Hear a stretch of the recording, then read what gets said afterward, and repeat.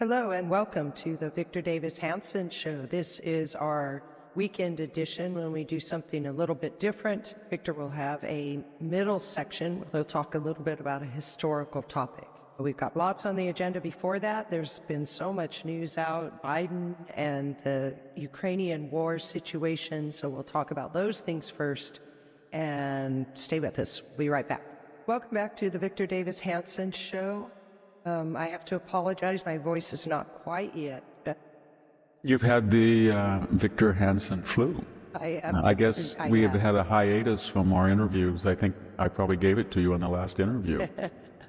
But it's been 8 days, everybody, and it's the death flu, I guess I'd call it. Yeah, definitely did a job on my voice. So anyway, we are on this weekend edition. We wanted to start out with some discussion of Biden. It appears that they massaged the numbers at the border and that they were recording those captured, but they were not recording what was being released. At least they weren't correlating those two numbers. So it would look like there were more captured people at the border than it might well. And I was wondering, Victor, your thoughts on that.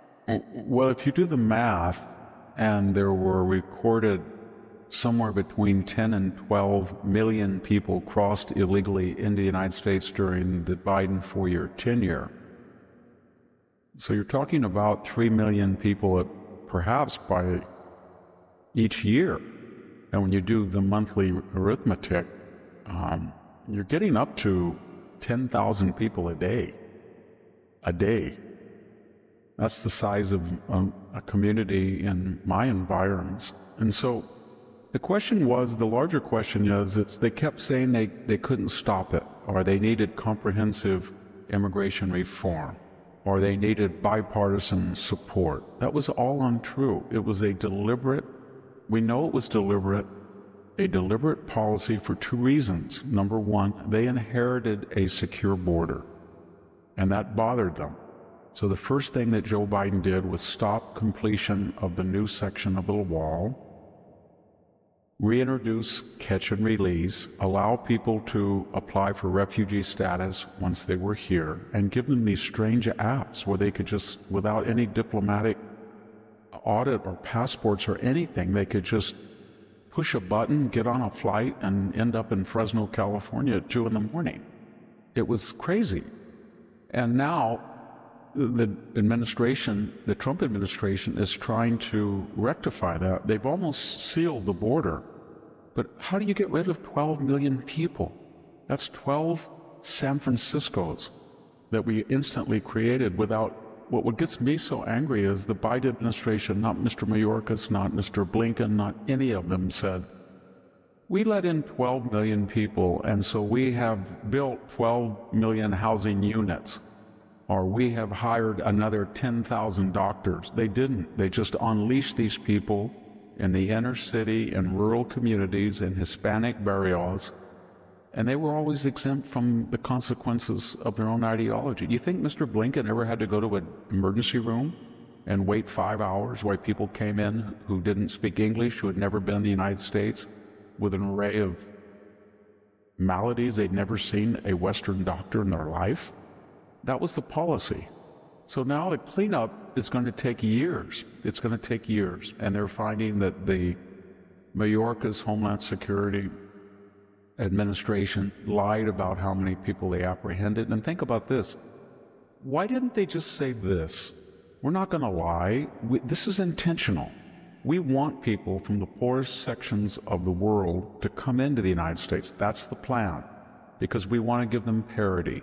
And the more people who come in without audit, without English, without money, without skills, the larger our government must grow to offer them health, education, food, housing, subsidies.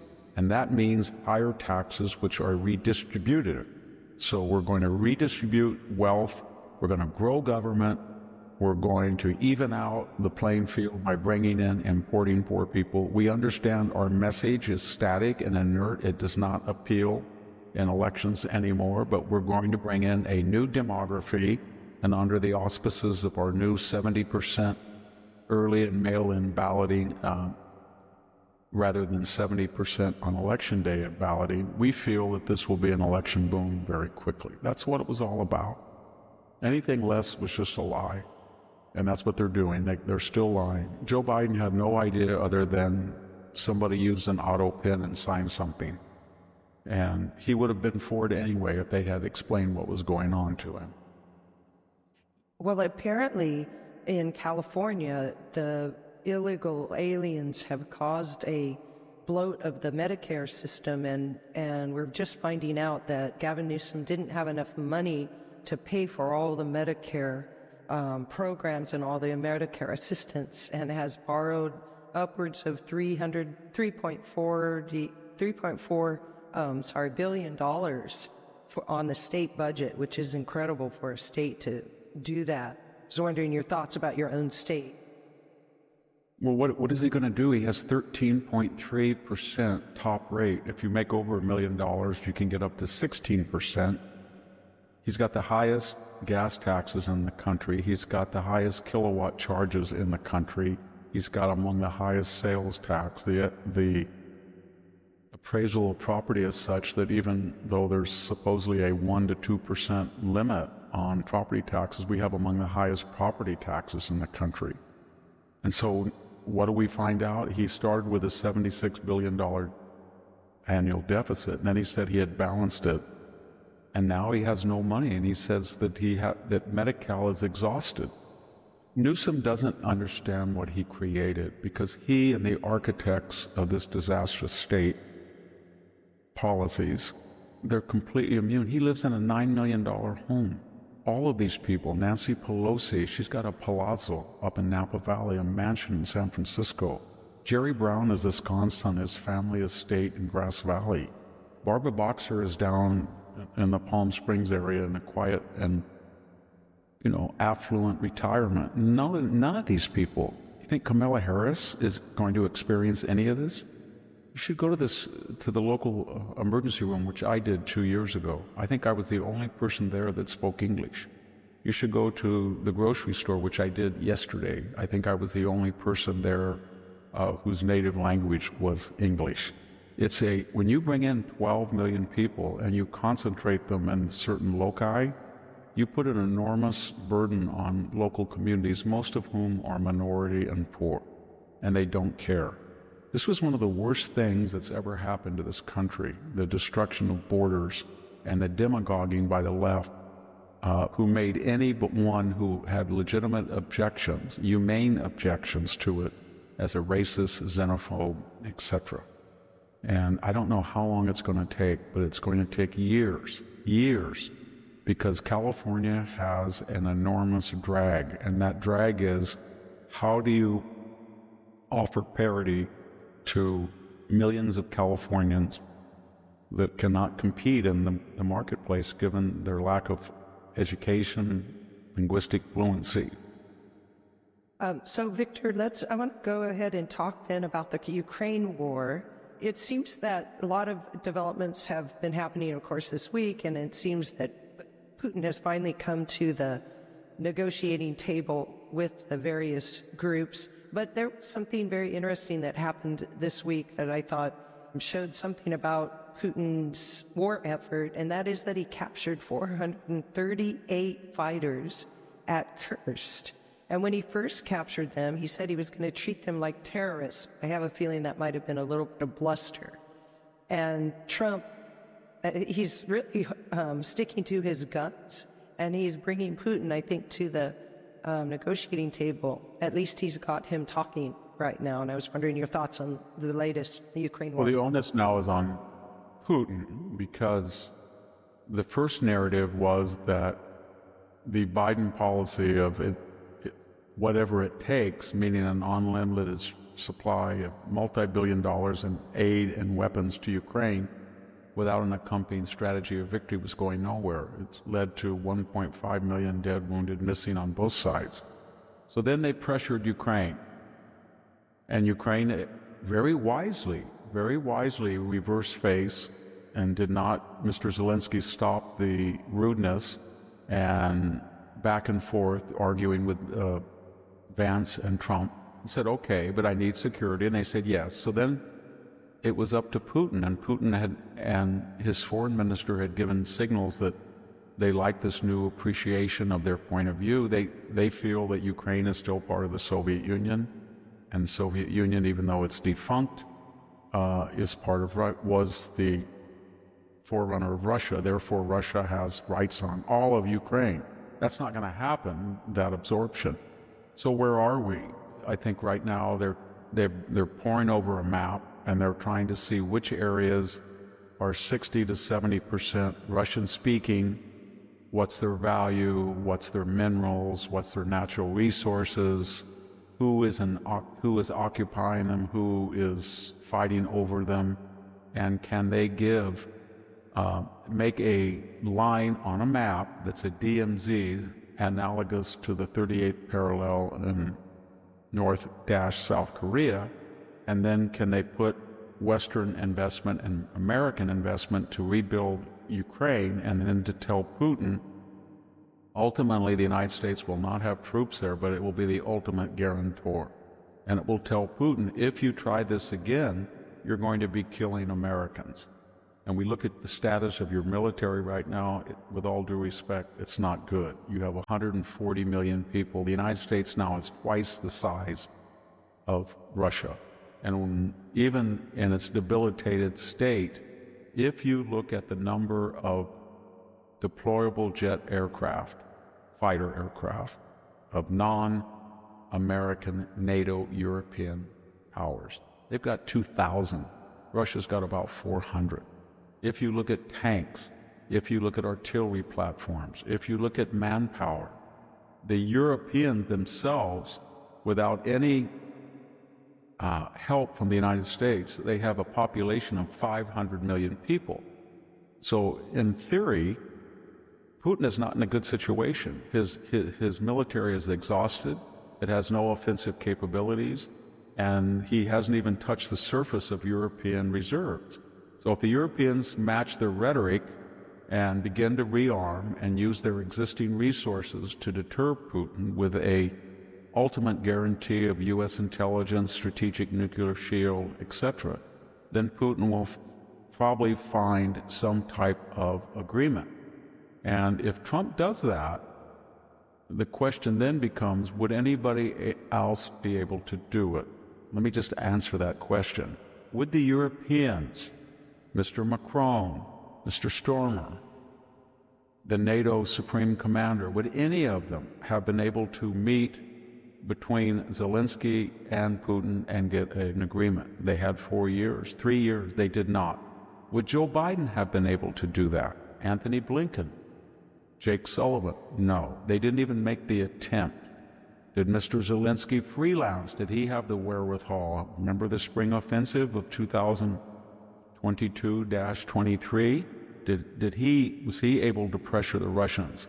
He took some Russian territory, but was he able to force an agreement? Was Mr. Putin able to gobble up enough territory that he'd satisfy the reason to be of the original aggression and then call it off? No. There was only one party, and that was the United States, that had the military power and reputation to stop the fighting. And that's where we are. And if he pulls this off, and I'm not sure he can, but if Donald Trump pulls this off, and if at the end of the year there is a projection that in one more year we will have a balanced budget, and you collate all of that with what mainstream pundits were saying, and I'm not just talking about left-wing New York Times. Go back and read the Wall Street Journal's official op-eds about the Trump economic policy and his Ukraine policies. And it's essentially that it's a failure, it's chaos, it will never work.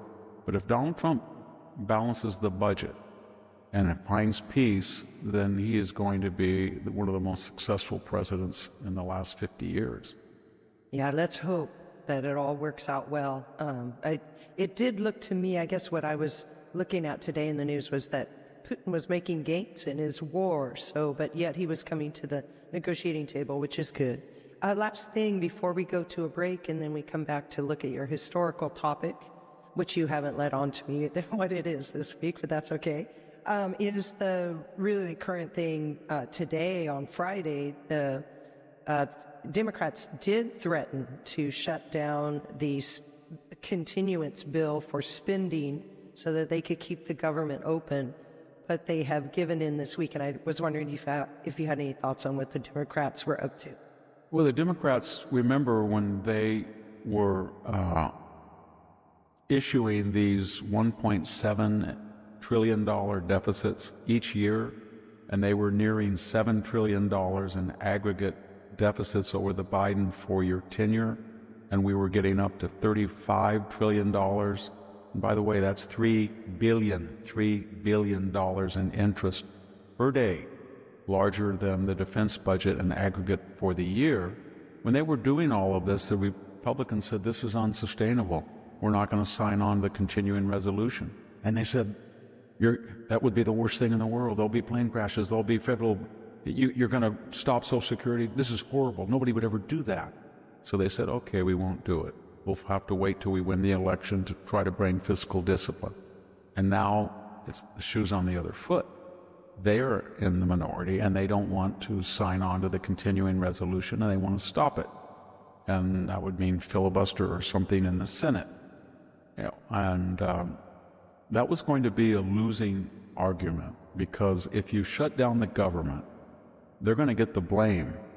But more importantly, all the Doge people have to say is, wow, nobody's getting paid, and the government's still working pretty well. So I suggest A, B, and C don't go back to work. How's that? Because you walked off the job, you didn't want to work, or your party, who is your bulwark, said, you could walk out, or there was no money, whatever the particular reason is, and we functioned pretty well. So then Chuck Schumer, who is really, he's really melted down as a leader, whether a minority or majority Senate leader. He was screaming and yelling that he was never going to sign on to the Doge and the Trump people, and then he just melted and said, oh, basically, forget everything I just said. Now I don't want to help Doge, so I'll sign on the continuing resolution. But he just said that he couldn't do that. So now he's got AOC who's threatening to primary him. Good luck.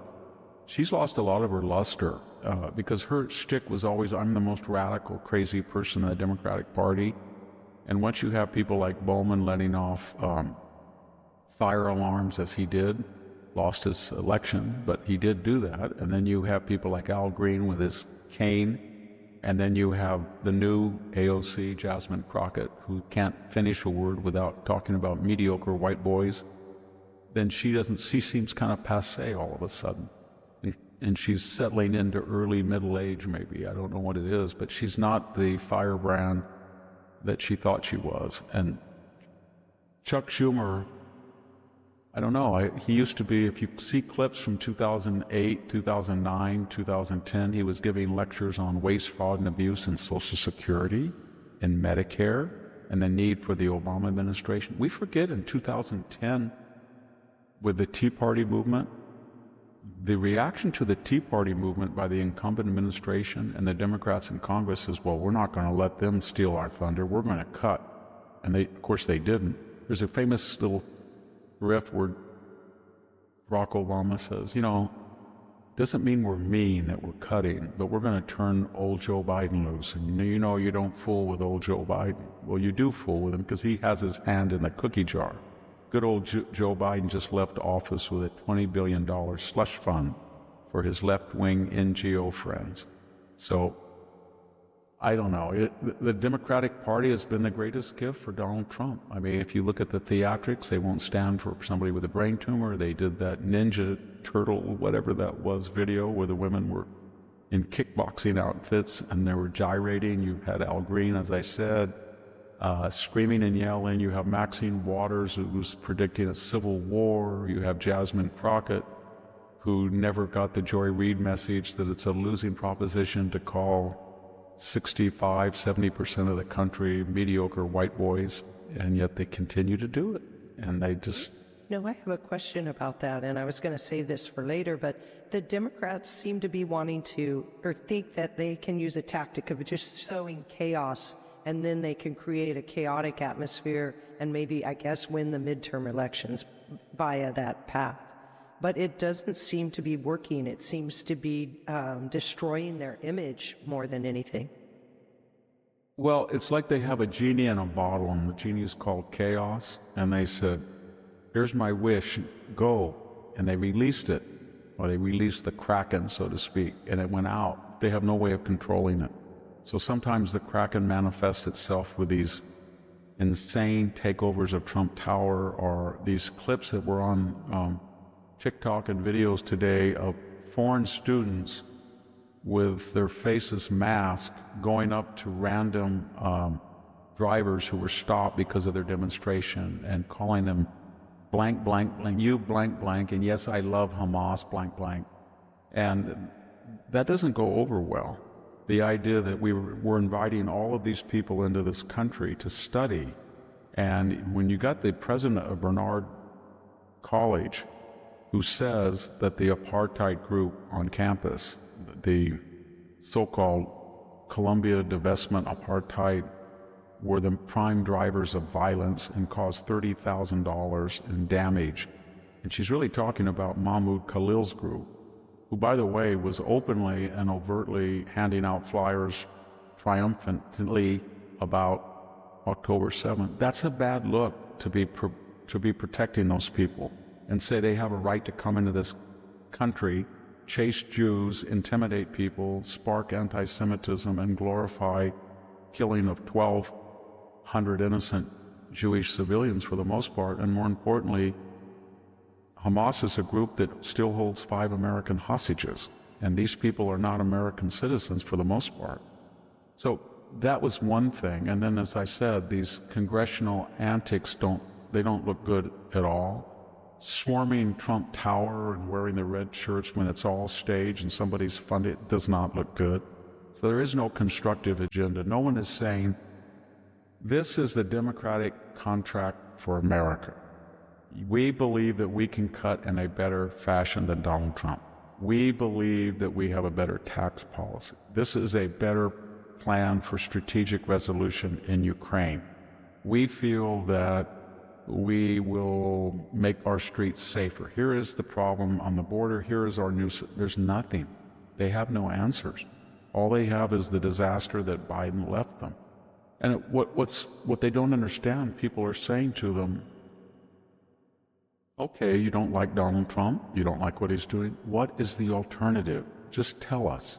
So we're 37 trillion in debt and we're borrowing 3 billion a day just for the interest. What do you want to do about it? Tell us. We already have a 38% federal tax with Medicare, Social Security, payroll. It can get up to 40, 42%. People are in states with 10, 12% income tax. Tell us how much money you want to raise with income tax. Because is that what you want to do? How do you solve the Ukraine? Just tell us. How many $1 billion do you want to give? Another 100? Just say, well, if we give another $300 billion to Ukraine, they will win, and it's worth it. Okay, tell us that. What do you want to do in the border? You want to finish the wall? No. Catch and release? Yes. Refugee status only in Mexico or here? Just tell us. What do you want to do about the cartel? They have no answers at all. So when they have no answers, they just say, well, we do have an agenda. It's called Donald Trump is now not Hitler, he's Mussolini. And we have another agenda, and that is Elon Musk has to be depersonalized. And we're going to try to destroy all of his Tesla dealerships. We're going to smash his cars. We're going to fund groups that commit arson against him. And we're going to teach any multi-billionaire that's an apostate that goes from our side, a Mark Zuckerberg, a Bill Ackman, anybody who jumps over to Jeff Bezos to the right, they're going to pay a terrible price. That is their agenda. I think that social media has made their lack of an agenda very evident to the voters, and I think I have to praise social media for that. I was always kind of ambiguous about its ability to obfuscate things, but I think it's made more and more clear that Democrats don't have an agenda that's viable in the United States. So, Victor, let's go ahead and take a break and then come back and we'll talk about your history topic. Stay with us and we'll be right back. Welcome back to the Victor Davis Hanson Show. And in all of this illness I have, everybody ever got to tell you that Victor is the Martin and Neely Anderson Senior Fellow in Military History and Classics at the Hoover Institution, and Wayne and Marcia Buskey, Distinguished Fellow in History at Hills College. You can find him at his website, victorhanson.com. It's called The Blade of Perseus. Come join us for $6.50 a month. Give it a try. Or $65 a year. You will get each week 2 articles and a video, ultra video. So please come join us. Well, Victor, I'm going to hand it over to you because you've been so secretive this time about what you're going to talk in U.S. history, historical moments that have really impacted our country. Well, we said we're going to do 30 or 40 great events of the 20th century. The first was the 1904-1905 Russo-Japanese War, which indirectly shocked the world, directly shocked the world, I should say, with a Japanese overwhelming victory, but then indirectly, insidiously led to 2 unforeseen events. The eventual collapse of the Russian government, basically not more than 10 to 12 years later with the Bolshevik Revolution. That was partly the disgrace of the Tsarist Navy, and then the overthrow of the Japanese elected government because it had not, at the bargaining table, got victories that were commensurate with its battlefield successes. Then we talked about the Panama Canal and the great effort that finished the canal in 1914, and then 12, 13, 14, and the conquering of yellow fever, malaria, the lock system, did something that even the architects of the Suez Canal had failed to do, Mr. Lesseps. They could not build a canal across the Isthmus of Panama. And then we talked about one of the main driving forces in our own lives today, and that's the federal income tax. 1913 Act in 1916. In that period, we institutionalized the idea that every American was going to pay. First, it was very small, 1.5%, but you knew it was going to get larger and larger. Nobody, I think, ever thought that you were going to pay 40 or 50%. But the whole point was that that marked a big change in American life, because most, not all, but most of the income of the federal government was from tariffs, taxes on imported goods. And most people did what they wanted with their money. I think you're going to say, well, Victor, they still do. 50% of all Americans don't pay any federal income tax. And I can tell you, if I get in the car in 5 minutes and drive, in a 10-mile circumference around my farm, I'll probably see about $30 or $40 million in commercial transactions at a swap meet and corner stores and canteens that's all not taxed. Not just sales tax absent, but income tax. But the fourth, of course, is the entrance, I shouldn't say the entrance of the United States, but the outbreak in August of 1914 of World War I. And there's been a lot of revisionism. My colleague at Hoover, Neil Ferguson, wrote a book, The Pity of War. I think it was this dissertation where he argued that it was completely unnecessary, and had Britain not made a pact with France. Remember, after the 1871 Bismarckian solution to the Franco-Prussian War, people were terrified of Germany. It had been the unification of Germany, 1871, had created this largest country in Europe, centrally located, with the most sophisticated rail system and armaments industry in Europe, and the largest population, almost 75 million people, 70 million people, much larger than France or Britain. So the only way to detour that was to have an alliance. And remember that most of Eastern Europe, under the auspices of the Austria-Hungary Empire, was on the side of the Kaiser of Germany, William I. So when the Allies looked at this, they thought there's no stopping a unified Germany, and it did invade France. It was maybe prompted to, but nevertheless, at the end of that 2-year war, it was in control of the Alsace-Lorraine. It had expanded its borders. That it had a kind of Germanic-speaking, pan-Germanic sway, if you count both Austria-Hungary, that empire, with the new German Empire. And it was very angry because it said to itself, from 1871 to 1914, where is the benefits for us? We're the strongest, newest, most powerful country in Europe. We won a smashing war over the Napoleonic traditions in France, and we don't have an empire. We have a few colonies maybe in the Pacific or in Africa, but why does the French, who are far weaker and were defeated, why do they have a colony? Why does Britain? We want a concession in Morocco. We want one in the Bismarck Island. We want all, so there were these demands for a rightful place at the table. And furthermore, they looked at the status of Europe and say, we are the great land power of Europe now, especially with our rail system that we can transfer 200 or 300 divisions within 2 days from east to west. But we don't have a navy, and naval power is essential for imperial dominance. So starting around 1912-13, they began a massive shipbuilding program, dreadnoughts, the proto-battleships. And Jackie Fisher in Britain, First Lord of the Admiralty, tried to match it. So there was an arms race, and Germany said to itself, we're not going to be shut in the Baltic Sea with only a big port at Bremen or something, and we're iced in. It's not fair. So they had drawn up a plan called the September Program. Professor Reisling had said that we will have a Schlieffen plan, and we will invade France and make a huge cartwheel around Paris and knock it out, but more importantly, separate it from the British expeditionary forces that are coming across the Channel to fulfill their part of the alliance.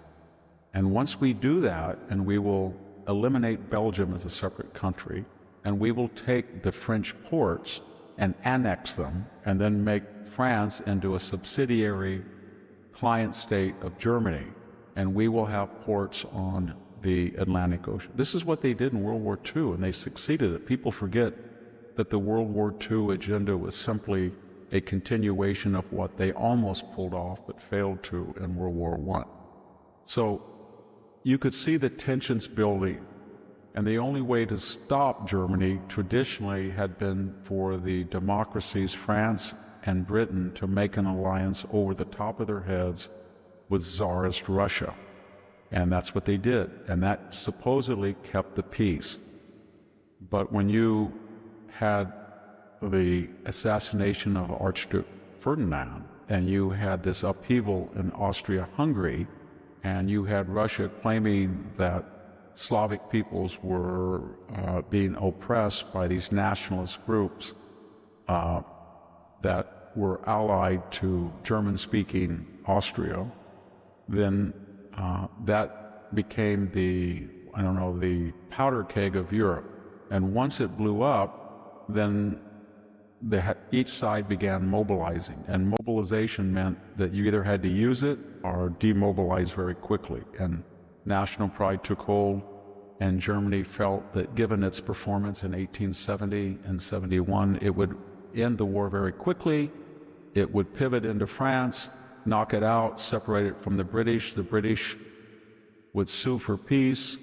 The Russians then, it would pivot back, send its divisions, and easily deal with the primitive forces of the Tsar, even though they were much larger in numbers. And the United States had no army. Its navy had been in decline. Woodrow Wilson was a utopian visionary who didn't believe in war. So they felt they had a blank slate. So we'll stop there, but the next time will be part 2 and explain what happened to the German dream of continental dominance, why they failed, and what was the result of World War I. It was the destruction, basically, of the German Empire, the Russian Empire, the Ottoman Empire, and the rise of the United States. I think you could argue it was the beginning of the end for the British Empire that lost so many of its best soldiers at the Somme and Passchendaele. And it was a rise of the American juggernaut, even though we disarmed during the Depression subsequently. But we'll continue now. In France, they called it the lost generation too. So many French young men died that... I think you could argue if you were... I used to teach history of Western Civ, and especially art and literature. You could argue that the whole modernist movement, that is the idea that you're going to represent impressionistic, which is earlier than World War I, but had taken off during it and afterwards. But surrealism, Dadaism, Cubism, that is representational art that doesn't capture what the eye sees. You see a painting, you say, that does not look like what my eye is looking at. It's impressionistic, or it's representational, or it's abstract, Picasso. Or the idea in poetry, there will be no more rhyming, there will be no more meter, no hexameters, no dactylic pentameters, no poetic vocabulary, just arbitrarily break each sentence into, I saw a clown, sentence break. He, sentence break. Laughed loudly, sentence break. What's this logic behind that? But that's a poem now. And then of course in fiction, when you look at post-World War I novels, Hemingway, Thomas Wolfe, F. Scott Fitzgerald, Steinbeck, there is, I don't want to say a nihilism, but an anti-hero. There is no clear-cut heroes anymore. And that is a reflection of 17 million Europeans that were wiped out in World War I without a lasting peace. In other words, as General Foch said, this is not a Versailles, this is not an armistice, this is just a parenthesis of 20 years, so Germany starts it again.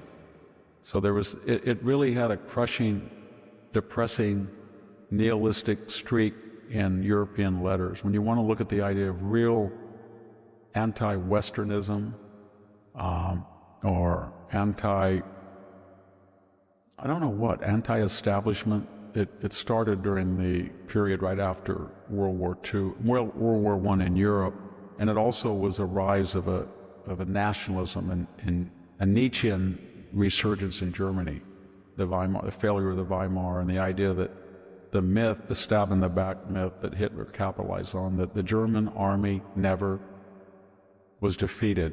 It was defeated, but the Germans said it surrendered 70, 80 miles in Belgium and France on the offensive until it was sold out. That was a very powerful propaganda. So I don't think Europe ever really recovered after World War I. I think it was the whole West, though, really, since it did so impact culturally, as you've just demonstrated, so deeply culturally. So, well, Victor... I was just going to say something when Zelensky had the blow-up with Vance and Trump, and he went back, and then the Europeans just exploded in anger, and the German defense minister started sounding off. The head of NATO was very sober and judicious, but Macron, they all started trashing the United States. I thought to myself, why are you angry at us? We bailed you out 2 times. World War I, Germany would have won that war. But you had the greatest sacrifices, we understood that. But if we had not sent 2 million Americans over from scratch, we sent 1 million within a year. And I was thinking of my own family, my Swedish grandfather, he wasn't hurting anybody. He was 27 years old. He was just on a small 40-acre farm. And he had a very impoverished, breaking horses. The next thing he knew, he was in Fort Lewis, Washington. The next thing he knew, he was on the battlefield of France. The next thing he knew, his lungs and stomach were eaten out by phosphine and mustard gas, and he was a cripple for the rest of his life. And his adopted son, his brother's son, whose brother had one child, his mother died in childbirth, and his father was blinded, so my grandfather helped raise them. Victor Hanson, he wasn't bothering anybody. He was the first person in his family to go to school. He went to the University of Pacific with my father, who was his adopted brother, but first cousin, really. And they went to the University of Pacific and played football under Alonzo Stagg. And then all of a sudden, next thing they know, one is on Okinawa getting killed, and the other one's flying 40 missions as part of the World War II United States contribution. And I could go on to the same thing with families in Vietnam and Korea, but my point is this, is that it's very arrogant of the Europeans, even generations ago, to say to the United States, you owe us, you do this, when 2 times in our lives they have ruined thousands and millions of families in America by having us go over there and clean up their mess, which could have been prevented had they armed themselves and deterred Germany in World War I, and armed themselves and deterred Germany in World War II, and now armed themselves and deterred Russia to prevent what's happened. But at each course, they did not do that. And that meant that the only country that was willing and able to help them was the United States. And that meant a lot of people who had no idea where Europe was or what was going on in the Pacific had to go over there and die for them. And for them to get that attitude, I think it really gets Americans angry. As well it should. Victor, so let's go ahead and take a break and then come back and talk a little bit more about some of the recent news that's come out this week. Stay with us and we'll be right back. Welcome back to the Victor Davis Hanson Show. So Victor, this week also we found out that a Democratic PAC and fundraising platform by the name of Act Blue was getting, it was the juggernaut. Yeah, it was getting donations from places like Russia, China, and Venezuela. So they were using foreign funds as far as... And there's people that were named as donors who had no idea. They just took random names and plugged them. This first came up because people noticed that once the Trump administration was ratified and in power, suddenly the marquee lawyers in Washington that ran this huge... And by the way, it was the largest PAC, Republican or Democrat. It was huge. And if you talk to a Republican congressperson, they would just shake their head and say, you can't beat Act Blue. They were just bringing in, now we think, we're not sure, that there is some evidence that it was laundering money from both very wealthy people and maybe foreign influences. We should remember that Barack Obama was fined $310,000, somewhere around that number, as I remember, for his presidential campaign where he illegally and improperly raised money, some of it from foreign donors, and didn't identify them. It's not new.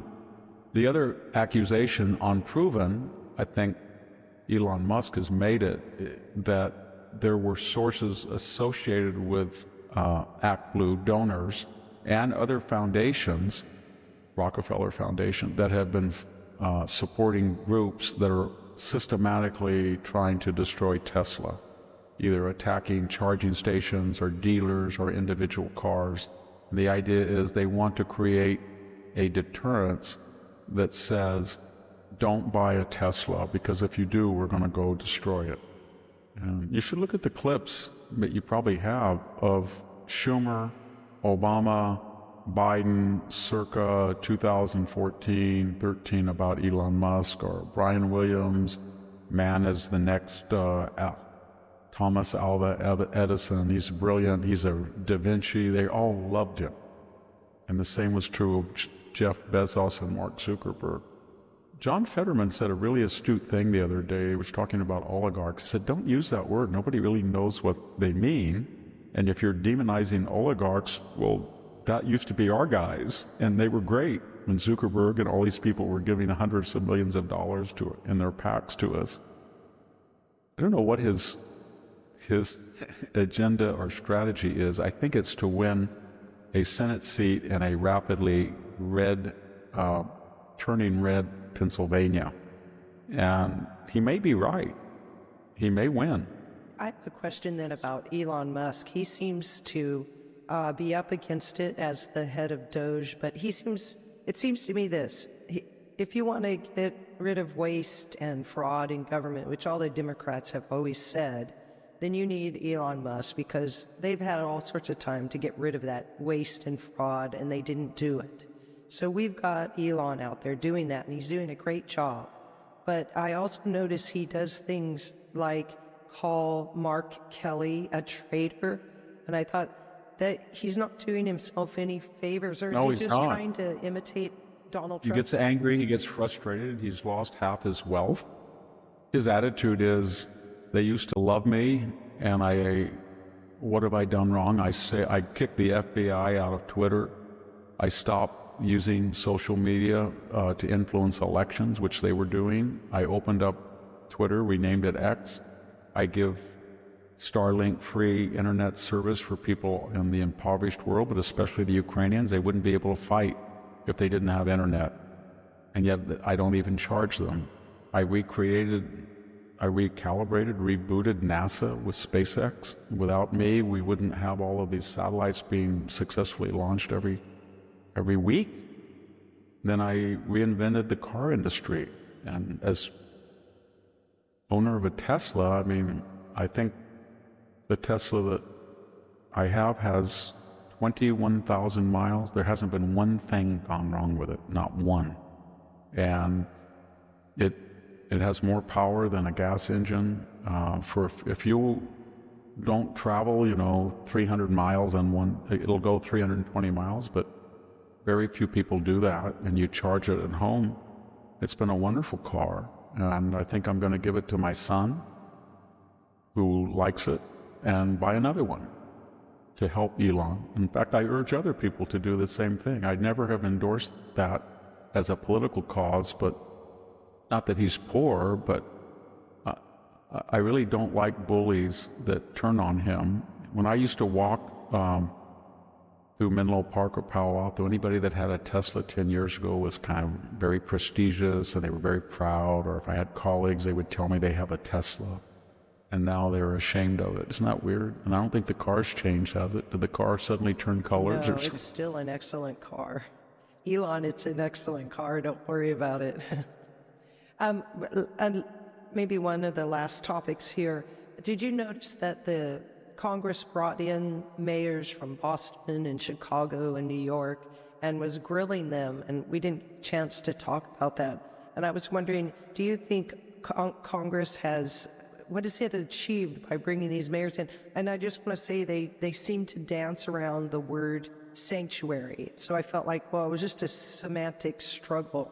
But did we achieve anything by talking to these sanctuary cities? They're trying to tell the American people that these mayors are part of a resistance movement that's illiberal and illegal. There's 600 towns, cities, counties, entire states that have been bragging their sanctuary jurisdictions. What does that mean? That means that if they arrest somebody who's a rapist, killer, thief, and he's here illegally, and they put him in jail, the normal procedure is to notify ICE. They will not do that. They will not allow ICE to come into their cities, at least if they have any knowledge of it, or for joint operations.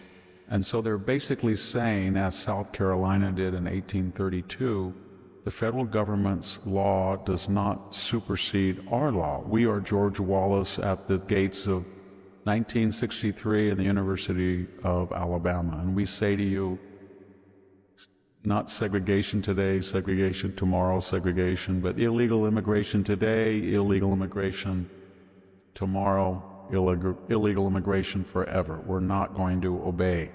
And the hypocrisy, and these senators were trying to pin them down, is that they don't really believe in sanctuary jurisdictions for everybody other than themselves. So if Fresno County, where I'm speaking, says tomorrow, Victor, we don't like the federal gun registration requirements, so if you want to go get a Sig Sauer pistol, just go in there, buy one, and take it home with you, because California has a sanctuary gun law. Or you know what? A developer says, you know what? I've got 100 homes, and they're claiming that the three-spotted nose rat is holding up. They found one burrow, and they say he's an endangered species. But you know what? We're a sanctuary EPA state. We have no endangered list of rarefied endangered species, so I'm just going to bulldoze the SOP over with, because my state law supersedes the federal law. And they would go crazy if anybody did the same thing. And that's what they were trying to show. But I'm a little worried, picking up on your point, that they need explanations, and they have to articulate far better what what their agenda is. All right, and then the last topic here today, I was wondering your thoughts on that new leader in Syria who was a former Al-Qaeda, or at least his group was associated with it, Ahmed al-Shara. And I was wondering your thoughts on what's going on in Syria. I know I'm springing this on you. This was what happened in Libya. So the left comes along. Remember Barack Obama said that the Gaddafi's got to go, Arab Spring, and the Alawites were a minority of the Syrian population, maybe 20%. That's a sect of Shia Islam. The majority of people in Syria are Sunni Muslims. Was a large, at one time, 15% Christian. It's almost down to nothing. There was some Jews, they're down to almost nothing.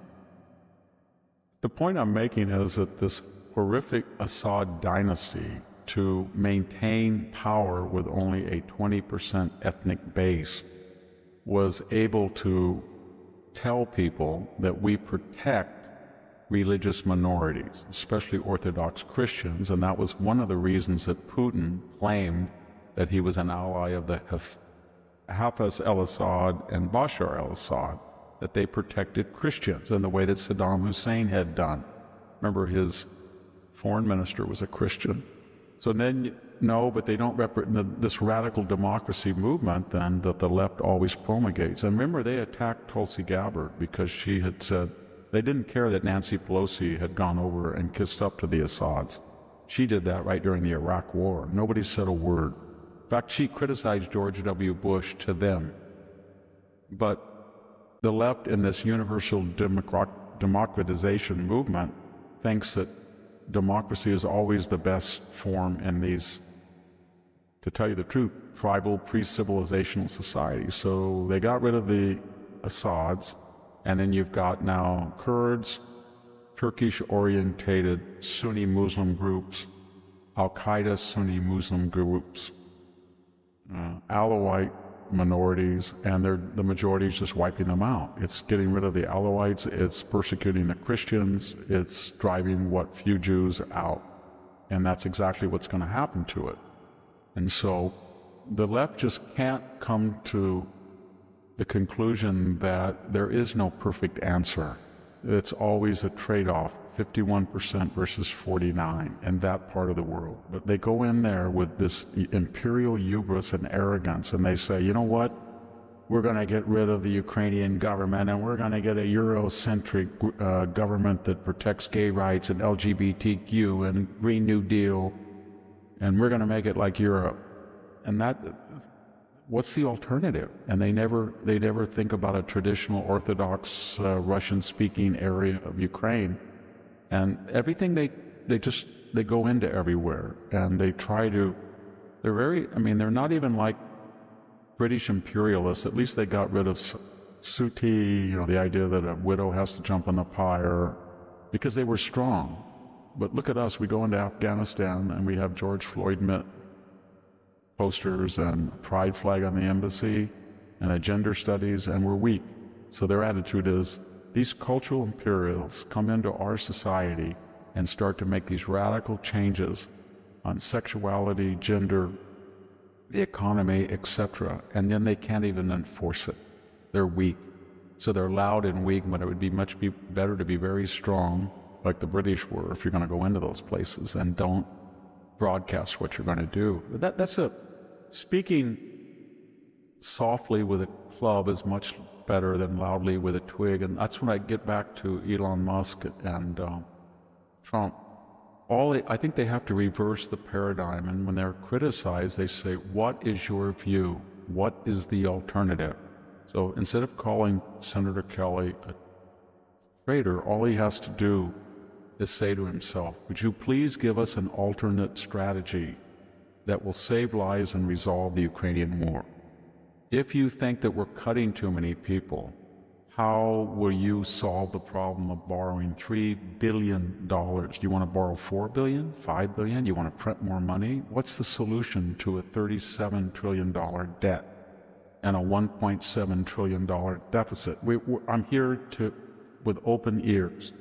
and just put the onus on them. But when you do this, he's cut, what, $100 billion already?